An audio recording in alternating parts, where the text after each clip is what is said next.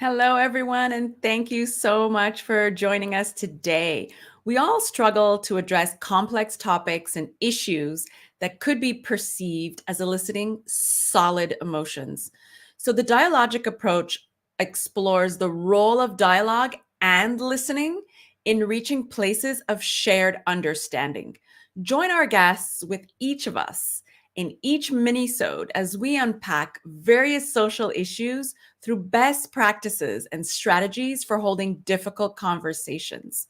And what we love most here is leaving our audience with a takeaway to implement immediately. Today, we have Alexandria Scobee. I hope I pronounced that correctly. With us today as we're going to unpack reflective listening, the importance of it, and how it actually builds trust. Welcome and thank you so much for joining us today. Yeah, thank you for having me. I really appreciate it. I'm excited for this conversation. So am I. I think it's really important that we are able to have these dialogues so that we can dig a little bit deeper and to help our audience understand it a little bit more. But introduce yourself and let us know how everyone can reach you, what you do. Yeah. So my name is Alexandria, like you said. I am a leadership and career coach. I've been in private practice for 4 years, but background on me, I was originally a therapist in the Department of Corrections, pivoted into tech because I wanted something different. Ran tech departments, and then I wanted to bridge those two worlds. So that's what brought me to coaching. So reflective listening is core to my training and all of my years in my career. People can reach me at my website, leadingaudaciously.com. Working on the socials right now because we're doing a merger and rebrand. So that'll be coming on the website. So that's the fastest way to reach me. Oh, that's so exciting. So can you repeat that? You said that what are you bridging together right now with your background? Yeah, so I was originally a therapist and then I worked in tech. I ran IT departments for almost 8 years. And then I wanted to have more impact on more groups for leaders to be in that human-centered leadership versus the command and control leadership that it just doesn't work. So I love that. I was having actually a discussion with my sister about commanding, and I think that also is reflective in many corporations. And that's why right now, what's really crucial is to reach people where they are at in a human-centered approach. And when we talk about reflective listening, what does that actually mean to you? yeah, I think reflective listening, I mean, listening first, right? Listening to understand versus to respond. That's a very key piece of being able to even reflectively listen because you're going to want to hear what the person says and then reflect back to them your translation or understanding of what it is that they said.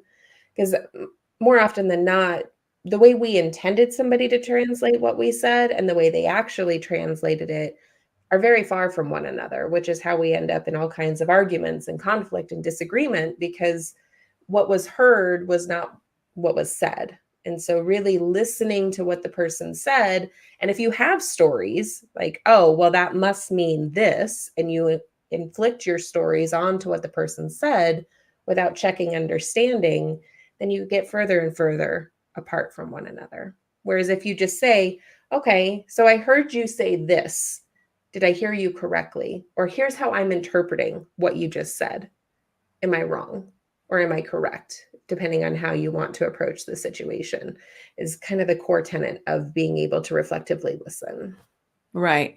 I love that you said all of that. You touched a lot of points. And I think also in reflective listening, there is, and you said it clearly yourself, there is a point where we need to suspend our internal thoughts, right? And biases, judgments, and preconceived ideas. Mm. So you're really engaged in listening while suspending everything that's going into your mind.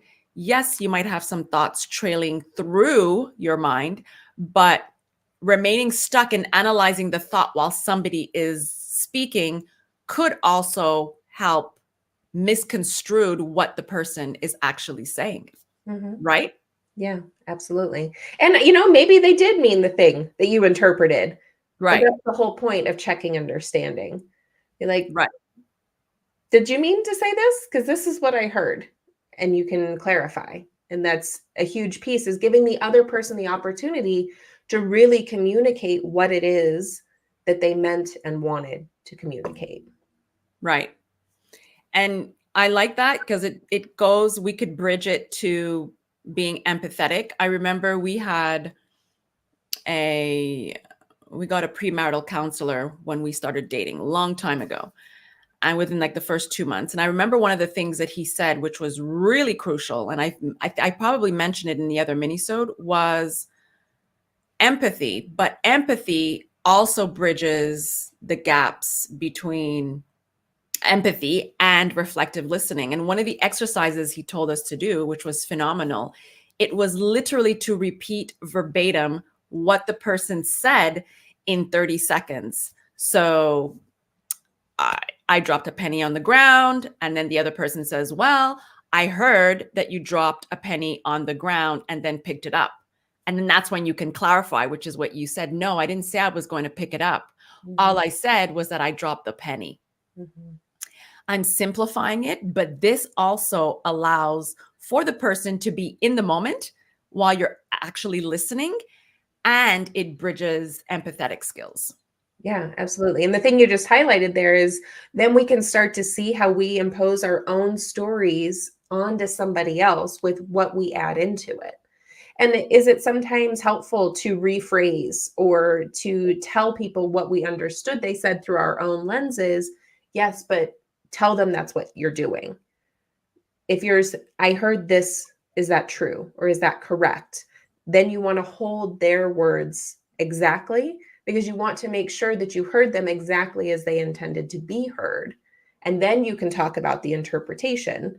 But if they need like some sort of reframing, or they need, like to put it into something more simple or succinct, then tell them that's what you're doing. Like, here's what I interpreted you said, or here's what I'm understanding you said. Am I understanding correctly? Then you've told them, I've put my own lens on this because I've got all of my life experience that is coming through my interpretation. Right. I love that, because your experience can actually turn into a story, and then that story can attach itself to what you heard. Yeah. Like I Right. picked the penny up off the ground, which is an assumption and an insertion. That's exactly what it is. I love that. I love that. And you think it's an art. It's not something that we instinctively do, only because you said earlier we listen not to understand, but to have a quick response or to have an answer. Mm-hmm. Which is, I think, how we're trained, which is interesting. Like, just general populace is trained to, well, I just respond. Right. Versus, coaches or therapists, depending on other professions, it's training, like it's specific classes, it's specific practice to learn how to reflectively listen, and to actively listen is the other thing that it's called. And it is harder than people think. Everybody's like, oh, that's easy. And I'm like, okay, do it. Right.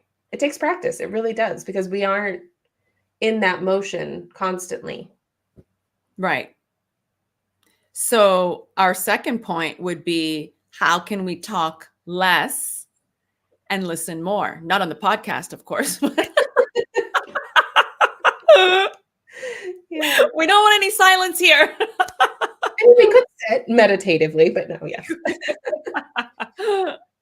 Yeah, I mean, when you're in conversation with somebody, the intention of communication is connection.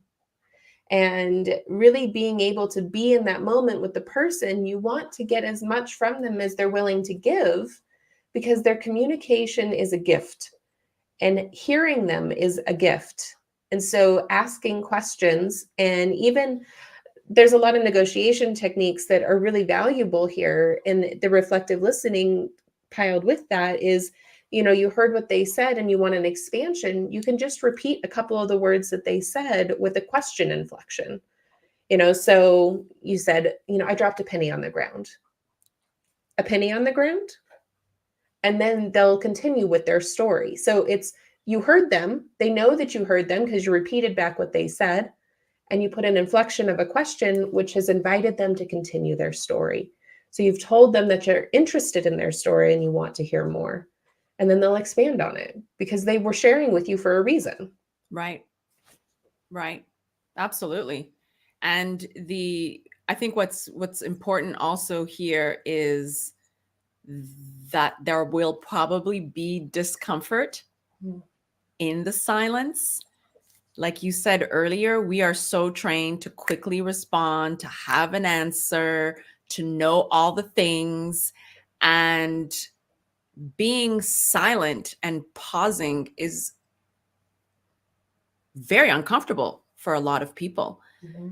So even when we have this dialogue with someone and we're trying to suspend our judgments or preconceived ideas, it's really difficult to not want to say something because that's our innate instinct. Yeah. So pausing, I think, is something that, like you said, it definitely needs a lot of practice, and we're not taught to pause and to reflect like this, like our show is today on reflection or reflective listening. So it comes down to pausing.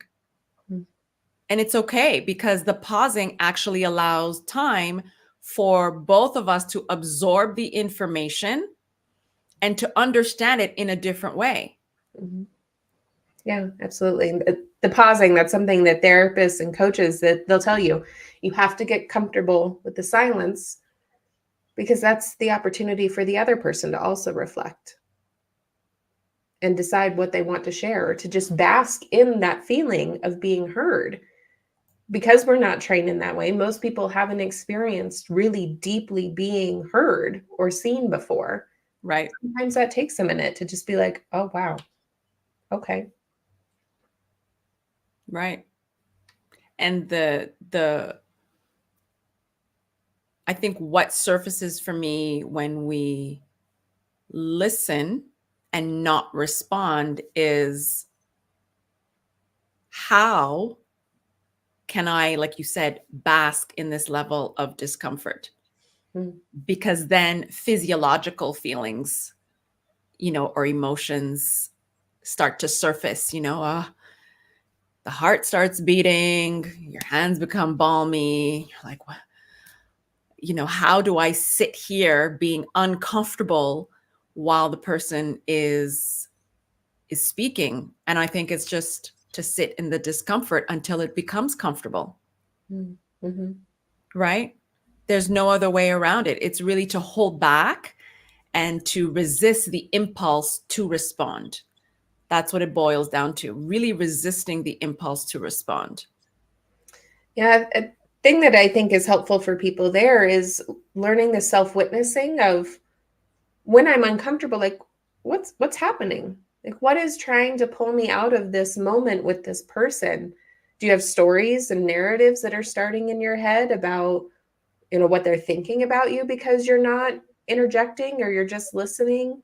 Like, what is the discomfort? And just checking in with yourself of like, oh, what's here? This is interesting. This is an interesting response to be having. Right. Now. Absolutely. I like to use the what if story with a lot of my clients. And as opposed to saying, what is, and then you repeat something that's negative, you could flip the story and, why is this person telling me this today? Or, what if they're going through something that we don't know of, and this is why they're telling maybe part of the story, not the whole story, as opposed to being so uncomfortable that you feel the need to bring something up, but maybe by having empathy and understanding what is surfacing for the other person at that time. Mm-hmm. Yeah. Yeah, really, whatever it takes to bring you into that moment with the person and just being curious. Right. To absolutely be curious. Do you think on our third point, do you think that the reflective listening actually promotes trust? Oh, 1000%. Mm. Because if you can show that you're truly listening to somebody, they're much more willing to share with you. I can't Mm. even tell you how many teams that I've talked to that they've shut down and they've stopped talking. And the leaders are like, well, nobody told me anything was wrong. And then you go and talk to their teams and they're like, why should I bother? They don't listen anyway. And so trust gets eroded when we don't connect in that way, when we don't listen, when we don't see. But if you just sit with somebody and truly hear them and see them for who they are, communicating they are in that moment, then trust is built. And then your conversations can go all kinds of places, right? And I think that that's a big thing that we're seeing right now is people stopped listening to one another. And by not listening, then we get entrenched on these two different sides and everybody's dug in without seeing how much common ground there really is. And so, yes, 1000% reflective listening builds trust. Absolutely. I like that because I think also when we have dialogues with others, there is a gap that needs to be bridged. And like you said earlier, it does create distance when the dialogues are not aligned and when our intentions and motives and goals are not aligned in that moment. So exactly that is what happens. In most times there is miscommunication where the relationship just becomes or feels like there's distance and a big gap Mhm. between it because of the lack of listening and not feeling heard. I think Mhm. that's what it is. It's not feeling heard or feeling validated. Mhm. Absolutely. And even if you intended, you're like, well, I intended to listen. I intended to connect with them. Well, Right. intention doesn't equate impact. So did the person receive what you intended for them to receive? If Right. not, there was a miscommunication and there's an opportunity to repair and to sit and to hear if you choose to sit there with that person and really communicate with them. Right. That's that's important. The part where you said that we need there's an opportunity to repair. And that's where we fall off is really repairing. And it's the follow up. So if you didn't have the opportunity to repair at that time, because maybe of the way your communication skills are, then if there was a level of discomfort there can always be a follow-up because sometimes our processes are longer than others. I know mine always takes a couple days. So after this this mini-sode, I'm going to reflect on what we talked about and I'll come up with other thoughts and ideas, after our conversation. But like I said earlier, our processes are different. So I think it's really important if there is a level of discomfort to allow yourself the space and grace to be able to process the information, however long that might take. Yeah, absolutely. And even asking for that. Once you Right. become aware that you take a little bit longer to process than maybe the person you're communicating with, if they say something that you don't really have a response to, it's okay to say that. Be Right. like, that's a really interesting point that you just made that I would like to process through a little bit more. Can I have a few days and we revisit this conversation then? Right. Absolutely.